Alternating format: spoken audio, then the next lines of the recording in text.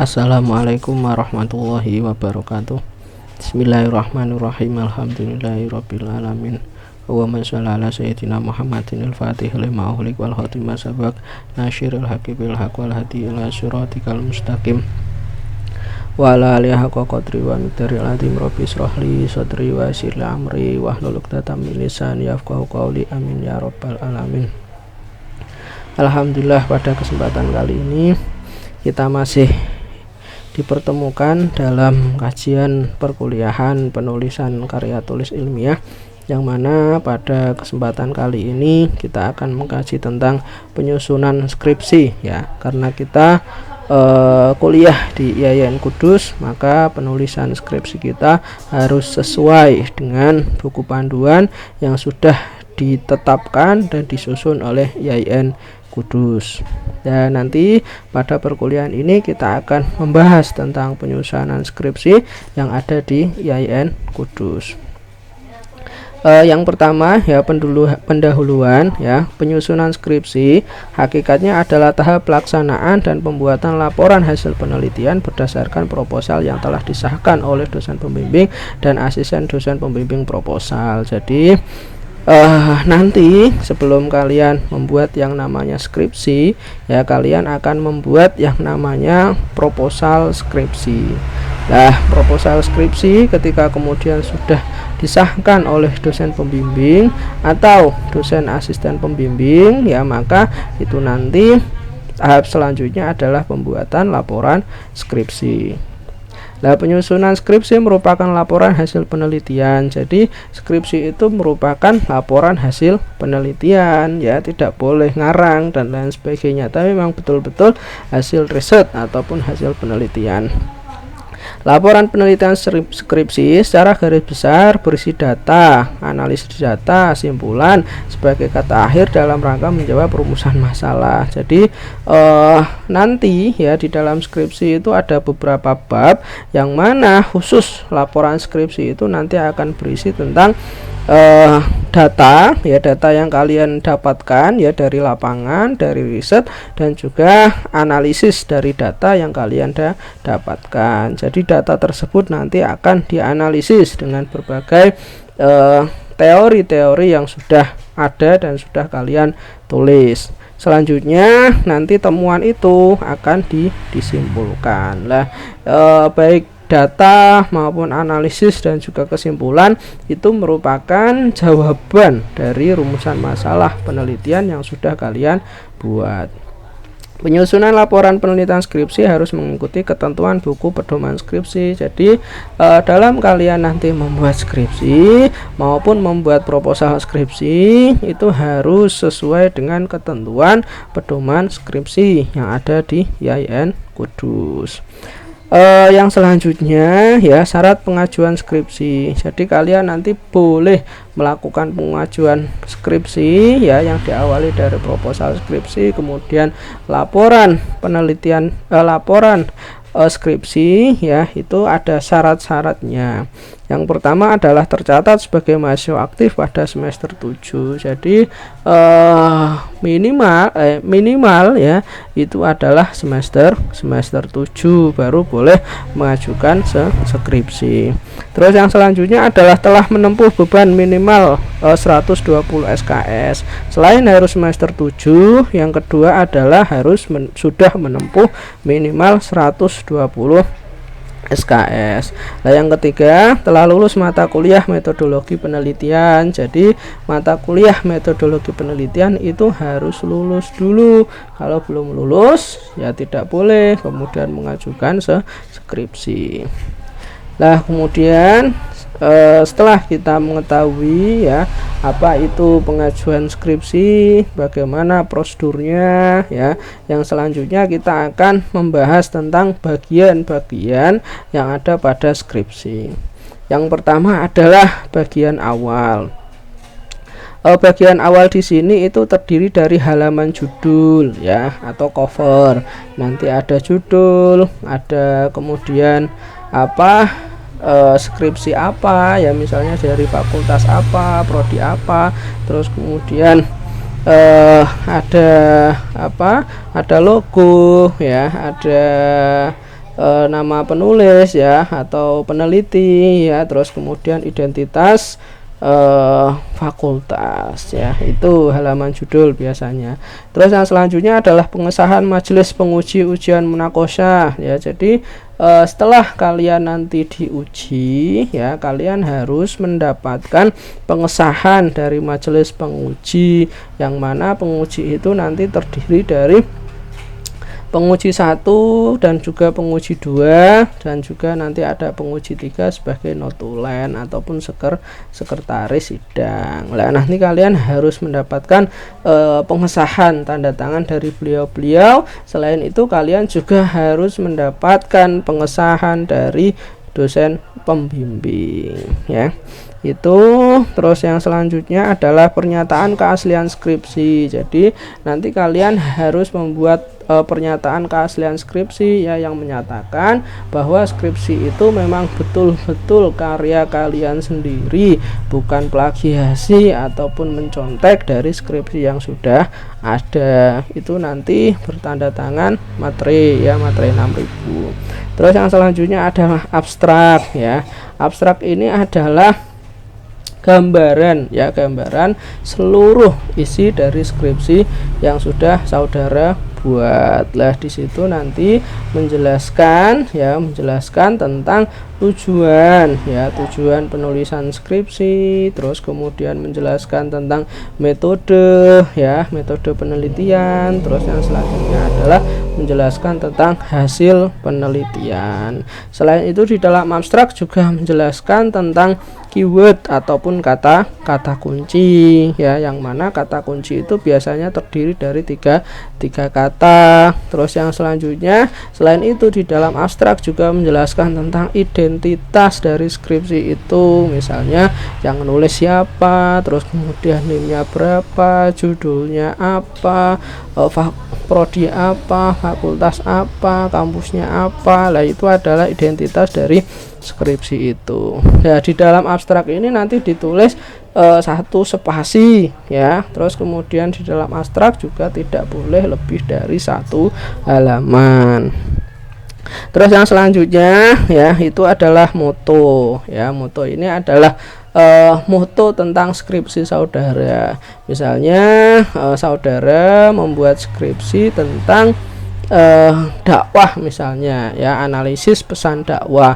Lah nanti motonya juga berhubungan dengan dakwah ya kan, seperti itu. Terus kemudian misalnya saudara membuat tentang pola komunikasi antara kiai dan juga santri misalnya. Lah nanti motonya juga harus sesuai dengan itu ya, berhubungan dengan pesantren. Nah pokoknya moto itu moto penelitian loh ya, bukan moto hidup dari penulis. Itu adalah moto dari skripsi. Kita nulis apa, motonya harus sesuai dari dengan skripsi itu.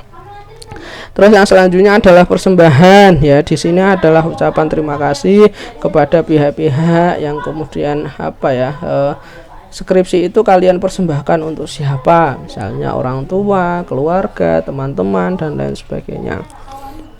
Selanjutnya pedoman transliterasi Arab Latin. Jadi dalam kalian menulis Arab Latin ya, tentunya kan karena kalian kuliahnya di IAIN Kudus, pasti ada kata-kata yang kemudian berasal dari bahasa Arab. Lah itu harus ada transliterasinya. Yang selanjutnya adalah kata pengantar ya. Kata pengantar ini ya, kalau di dalam skripsi biasanya bagian dari ucapan terima kasih kepada pihak-pihak yang berjasa, mulai dari rektor, kemudian dekan, terus kemudian penguji, terus kemudian pembimbing ya, terus kemudian kepala perpus ya, terus kemudian rekan-rekan kelas, dosen-dosen yang sudah mengajar selama kuliah. Lah itu adalah kata pengantar. Terus yang selanjutnya ada daftar isi ya. Daftar isi ini adalah daftar isi dari skripsinya. Terus daftar singkatan jika ada, jika mungkin di dalam skripsi kalian ada singkatan-singkatan yang kemudian harus dijelaskan, maka bisa dijelaskan di daftar singkatan. Terus daftar tabel ya jika ada ya. Jadi kalau skripsi kalian ada tabel-tabelnya, misal tabel ini letaknya di mana, tabel ini di mana. Begitu juga ketika ada daftar gambar atau grafik, lah itu juga harus dibuat ya, harus ini di mana letaknya itu harus dijelaskan. Itu ada di bagian awal ya. Terus yang selanjutnya, yang kedua adalah bagian utama.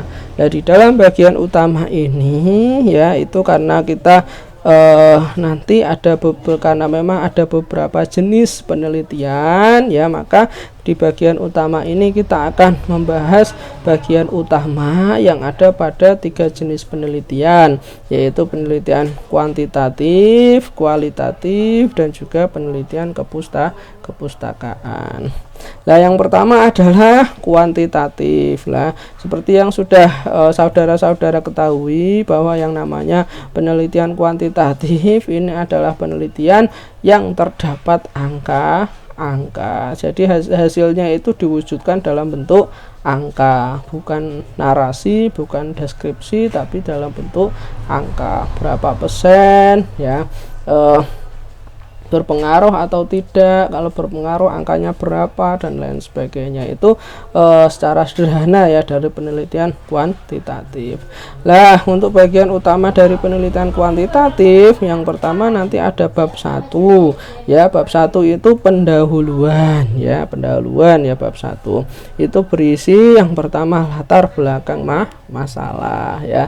Latar belakang masalah ini adalah alasan kemudian kenapa kemudian peneliti mengambil tema tersebut ataupun mengambil kajian tersebut. Lah, di sini ya, di dalam latar belakang masalah itu yaitu biasanya ada dasein dan juga dasolen. Dasein itu adalah realitanya ya, terus yang selanjutnya dasolen itu adalah idealnya. Kalau kemudian terdapat kesenjangan ataupun terdapat perbedaan antara realita dan juga idealitas, itulah yang namanya masalah. Maka perlu untuk diteliti karena memang ada masalah ya. Terus yang selanjutnya adalah rumusan masalah ya. Rumusan masalah di sini ya, itu adalah masalah-masalah yang ada di dalam penelitian ataupun skripsi. Nah, biasanya ya kalau kuantitatif itu biasanya ya bagaimana pengaruh, terus kemudian adakah pengaruh ya. Itu biasanya untuk terus misalnya bagaimana efektivitas. Lah, itu biasanya untuk penelitian kuantitatif. Jadi nanti kita bisa tahu pengaruhnya berapa, angkanya berapa, kan seperti itu. Itu untuk rumusan masalahnya. Terus yang selanjutnya adalah tujuan penelitian. Lah, untuk tujuan penelitian ini ya tentunya tujuan istilahnya tujuan kenapa kemudian ada rumusan masalah tersebut. Misalnya kalau kita ingin meneliti tentang pengaruh manajemen penyiaran terhadap keberhasilan penyiaran misalnya. Nah, jadi kira-kira itu manajemen penyiaran itu ada nggak pengaruhnya terhadap keberhasilan penyiaran. Nah, nanti di dalam tujuan penelitian ya untuk istilahnya memberikan gambaran pengaruh tentang manajemen penyiaran dan juga tadi ya keberhasilan penyiaran. Nah, terus yang selanjutnya manfaat penelitian. Nah, manfaat penelitian ini ada manfaat secara teoritis ya, ada manfaat secara praktis ya. Manfaat teoritis itu biasanya ya kajian ini itu bermanfaat untuk siapa ya, terus kemudian untuk dalam kajian apa ya, terus untuk manfaat praktisnya itu manfaatnya untuk siapa, misalnya bagi peneliti. Terus kemudian kalau kita berbicara tentang meneliti tentang penyiaran ya berarti bagi lembaga penyiaran, terus kemudian bagi penyiar ya, terus kemudian bagi masyarakat ya, itu manfaat. Terus yang selanjutnya adalah sistematika penulisan. Jadi mulai dari bab 1, bab 2, bab 3, bab 4, bab 5 itu ada apa saja. Lah, itu dijelaskan di dalam sistematika penulisan. Terus yang selanjutnya ada bab 2 ya, landasan teori ya. Landasan teori ini adalah teori-teori yang kemudian kalian pakai ya di dalam penelitian kalian. Misalnya kalian meneliti tentang tadi ya kuantitatif ya, pengaruh manajemen penyiaran terhadap keberhasilan penyiaran. Berarti nanti landasan teorinya ya itu nanti berarti untuk deskripsi teorinya ya ada pengertian penyiaran, terus kemudian manajemen penyiaran ya, terus kemudian yang selanjutnya adalah keberhasilan penyiaran. Itu tadi ya untuk deskripsi teori. Terus yang selanjutnya di dalam landasan teori itu nanti ada penelitian terdahulu ya, kira-kira kajian yang menjelaskan tentang manajemen penyiaran dan keberhasilan penyiaran itu sudah diteliti oleh orang sebelum kita belum, kan seperti itu. Kalau sudah ya kemudian kita jadikan sebagai landasan penelitian terdahulu ya. Kita perlu ya, penelitian terdahulu itu perlu karena memang agar supaya penelitian kita itu memang sudah ada dasar, yaitu penelitian yang sudah dilakukan oleh peneliti-peneliti terdahulu. Yang selanjutnya adalah kerangka berpikir ya. Jadi kerangka berpikir itu nanti ya menjelaskan, misalnya kalau kita ngomong tentang manajemen penyiaran dan juga keberhasilan penyiaran ya, berarti nanti manajemen penyiaran di dalam penyiaran itu ada apa saja. Salah satunya adalah ada manajemen. Nah, manajemen itu ada apa saja. Terus kemudian kenapa manajemen berpengaruh terhadap keberhasilan penyiaran. Terus yang selanjutnya adalah hipotesis. Hipotesis ini adalah dugaan sementara, terkaan sementara. Kalau kemudian tadi ada judul tentang pengaruh manajemen penyiaran dan juga keberhasilan penyiaran, maka hipotesisnya adalah terdapat pengaruh antara manajemen penyiaran dan juga keberhasilan penyiaran. Itu hipotesisnya. Terus yang selanjutnya adalah metode penelitian ya, bab 3. Metode penelitian ini berisi tentang jenis dan juga pendekatan. Jadi kalian kalau kemudian memilih kuantitatif ya, iya, kalau kalian memilih kuantitatif misalnya, lah itu jenisnya apa? Misalnya jenisnya eksperimen misalnya, terus misalnya jenisnya penelitian korelasi misalnya ya, ataupun penelitian ex post facto misalnya ya, itu jenisnya. Terus pendekatannya adalah pendekatan kuantitatif. Yang selanjutnya adalah populasi dan sampel ya, karena penelitian kuantitatif ya ini sangat bergantung kepada populasi dan juga sampelnya, maka populasi dan juga sampelnya ini perlu untuk diuji dan diperhatikan. Lah populasinya siapa, terus kemudian yang diambil sampel itu berapa, lah itu ada kaidah-kaidahnya di dalam penelitian kuantitatif. Terus yang selanjutnya identifikasi variabel ya, variabelnya apa saja, variabel bebasnya apa, variabel terikatnya apa. Terus yang selanjutnya variabel operasional ya, itu apa saja ya. Terus yang selanjutnya teknik pengumpulan data, dan yang selanjutnya adalah teknik analisis data, itu pada bab 3. Yang selanjutnya adalah bab 4, hasil penelitian dan pembahasan ya. Bab 4 itu isinya adalah hasil penelitian dan pembahasan. Nah, di dalam hasil penelitian dan pembahasan itu nanti berisi tentang gambaran objek penelitian. Jadi misalnya kalian meneliti di salah satu stasiun TV ya, ataupun stasiun radio. Nah, itu kira-kira kalian harus menggambarkan keadaan objek penelitian kalian, keadaan stasiun TV ataupun stasiun radio yang kalian teliti itu seperti apa. Terus yang selanjutnya ada analisis data ya. Analisis data di sini adalah ada uji validitas, uji reliabilitas, uji prasyarat, dan uji hipotesis ya. Jadi nanti ya angket kalian itu harus diuji validitasnya, reliabilitasnya ya, hipotesisnya juga harus diuji ya, itu nanti pada analisis data. Terus yang selanjutnya pembahasan ya, komparasi A dengan teori penelitian. Jadi hipotesis apa ya istilahnya, dari analisis data yang kalian dapatkan, dari uji hipotesis, uji validitas, uji reliabilitas, itu harus dianalisis, harus dibahas, harus dikaji dengan teori ataupun dengan penelitian sebelumnya. Terus yang bab kelima itu adalah penutup, ya, isinya adalah simpulan dan juga saran-saran. Itu untuk penelitian, untuk bagian utama penelitian kuantitatif. Yang selanjutnya adalah bagian utama penelitian kualitatif, ya. Ini yang pertama bab 1, yaitu adalah pendahuluan. Pendahuluan berisi latar belakang tadi yang sudah saya sampaikan, latar belakang masalah, ya. Jadi ketika ada gap, ya, antara realita dan juga idealitas, ya, teori, maka itu yang kemudian disebut masalah. Nah, itulah yang kemudian harus dituangkan di dalam latar belakang masalah.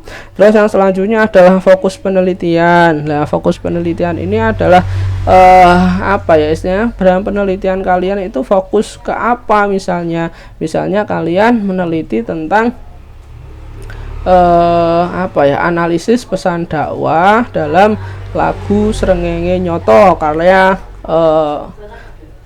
Mbak Asnawi misalnya. Nah, itu berarti fokus penelitian kalian adalah pada pesan dakwah, ya, di dalam lagu, yaitu lagunya adalah Srengenge Nyoto yang kemudian di hasil karya dari Mbah Asnawi, yaitu contohnya, ya, fokus. Jadi nanti kalian nggak kemana-mana, nggak meneliti tentang lagunya Didi Kempot, nggak meneliti tentang lagunya Sunan Kalijaga, ya, tapi fokus pesan dakwahnya, fokus yang ada di dalam lagu Srengenge Nyotonya Kiai Asnawi. Terus yang selanjutnya adalah rumusan masalah, ya. Rumusan masalah ini adalah masalah-masalah yang ada di dalam penelitian. Misalnya kalian meneliti tentang tadi analisis pesan dakwah misalnya. Lah, itu nanti, ya, kalian, ya, misalnya bagaimana istilahnya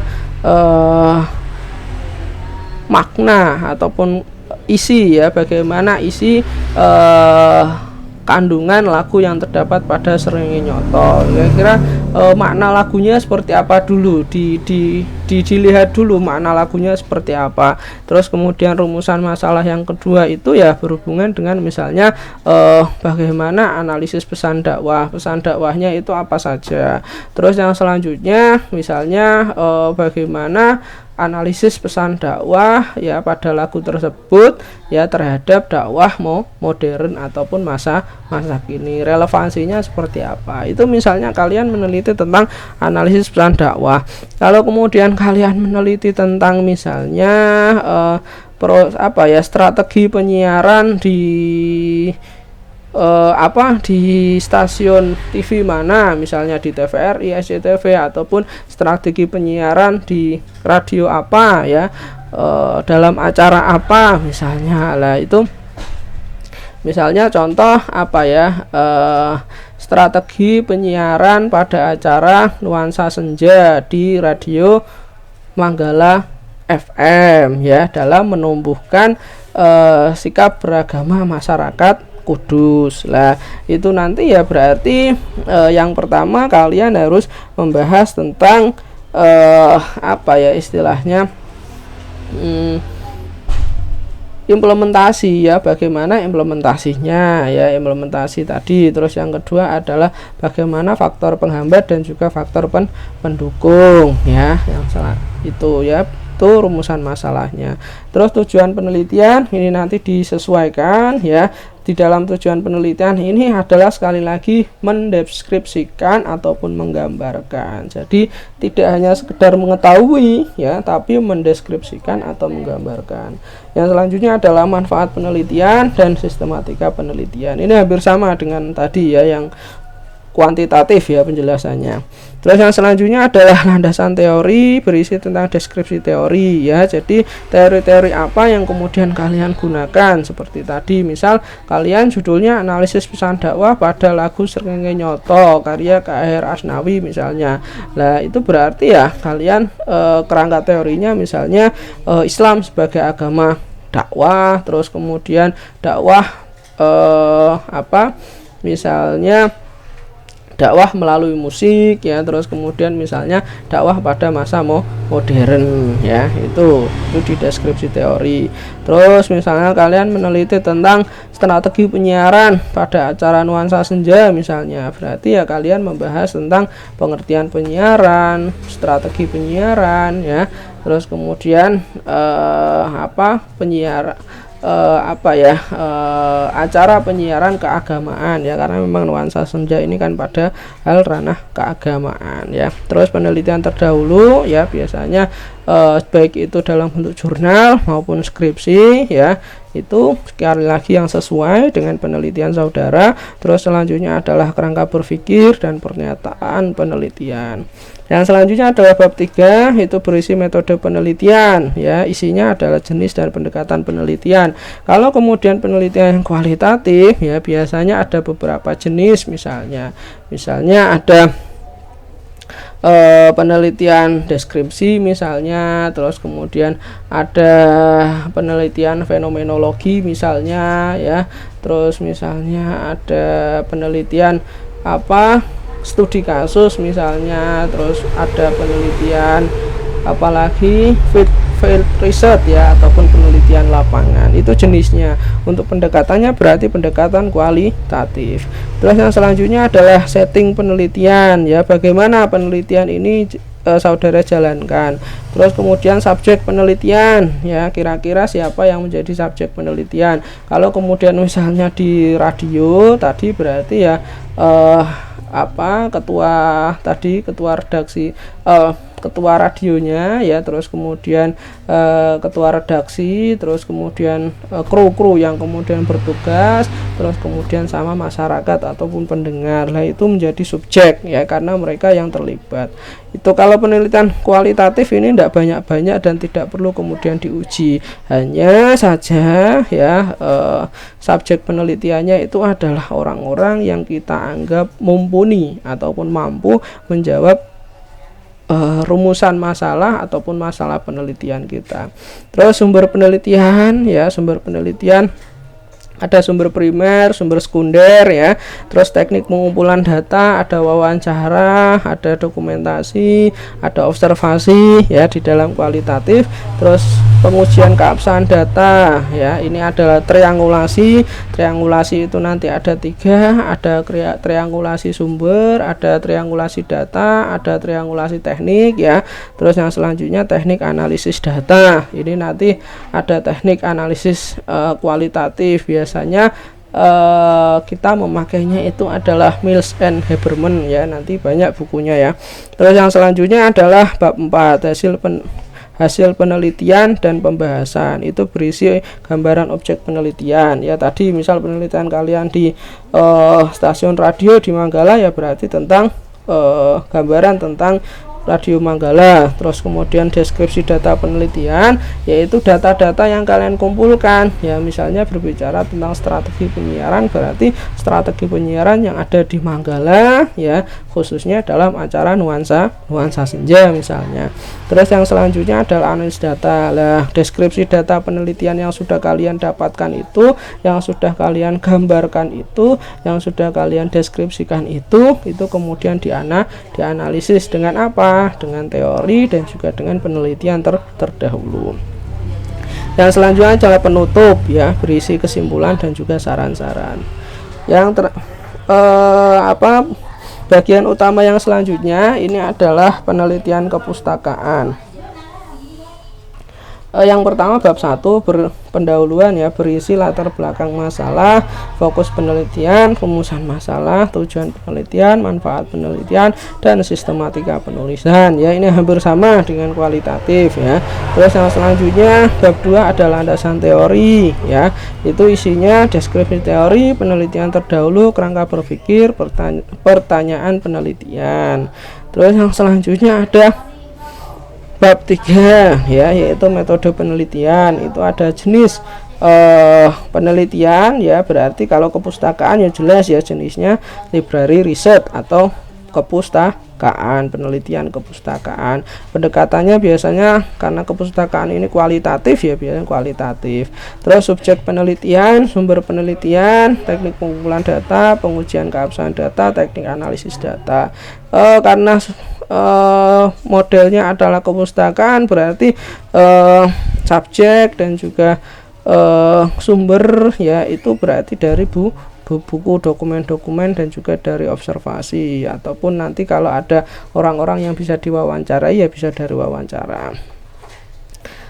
Teknik pengujian keabsahan data dan teknik analisis data. Yang keempat, hasil penelitian dan pembahasan, berisi gambaran objek penelitian, deskripsi data penelitian, analis data penelitian ya.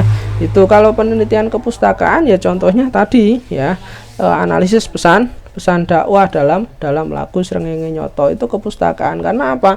Kita menelitinya itu adalah lagunya, yaitu kan hasil pustaka ya. Kita mengkaji itu dari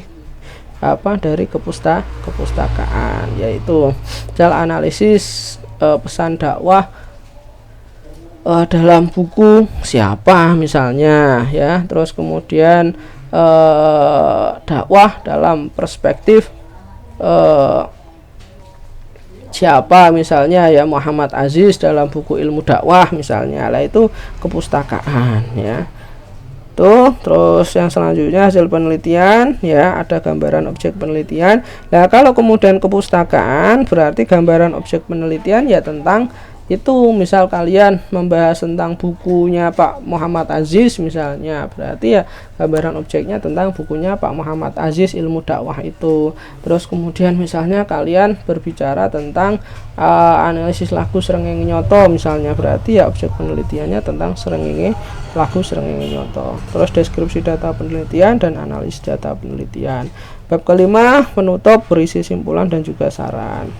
Yang selanjutnya ya adalah bagian akhir. Jadi ada bagian awal, bagian utama, dan yang terakhir adalah bagian akhir. Di sini ada daftar pustaka ya. Untuk kemudian menulis citasi ya ataupun referensi ya, saran saya kalian menggunakan yang namanya manajemen reference ya. Itu ada Mendeley ya dan juga Zotero ya, itu dua aplikasi. Pokoknya kalau kalian menggunakan dua manajemen reference, Mendeley maupun Zotero, itu insya Allah dalam rangka membuat skripsi kalian akan sangat mudah sekali ya. Gunakan salah satu dari aplikasi tersebut ya, jadi sangat mudah sekali. Pokoknya semua serba otomatis ya. Itu nanti kalian membuat daftar pustaka juga gak perlu kemudian diwalik piye ya, tahunnya di mana dan lain sebagainya. Pokoknya langsung otomatis lah. Di IAIN Kudus ya, untuk citasi ataupun daftar pustaka kita menggunakan yang namanya style atau gaya, yaitu Chicago full body note ya, Chicago full body note. Jadi nanti ada, kalau kalian menggunakan Zotero ataupun Mendeley, nanti ada kok style Chicago full body note ya. Terus yang selanjutnya lampiran ya. Untuk kuantitatif itu lampirannya adalah olah data statistik. Jadi hasil olah data ya, baik itu hipotesis, validitas, reliabilitas, itu kemudian dilampirkan. Itu untuk kuantitatif. Terus kemudian untuk kualitatif ya, lampirannya adalah transkrip wawancara ya. Itu kalian wawancara dengan siapa ya, transkripnya bagaimana, itu harus dilampirkan, catatan observasi, foto. Terus kemudian selesai penelitian, yaitu pokoknya dilampirkan ya. Terus yang selanjutnya adalah dokumen sumber primer, ya ini untuk kepustakaan karena memang pustaka itu kan meneliti buku ya. Jadi dokumen sumber primernya itu harus ada, harus dilampirkan. Dan yang terakhir ya di bagian akhir di lampiran itu ada yang namanya daftar riwayat hidup penulis atau peneliti, ya namanya siapa, pendidikan, jenjang pendidikannya bagaimana, alamatnya di mana dan lain sebagainya, itu diceritakan, digambarkan dalam daftar riwayat hidup. Oke, itu yang bisa kita kaji ya pada perkuliahan kali ini. Semoga sukses selalu dan sehat selalu. Dari saya cukup sekian. Assalamualaikum warahmatullahi wabarakatuh.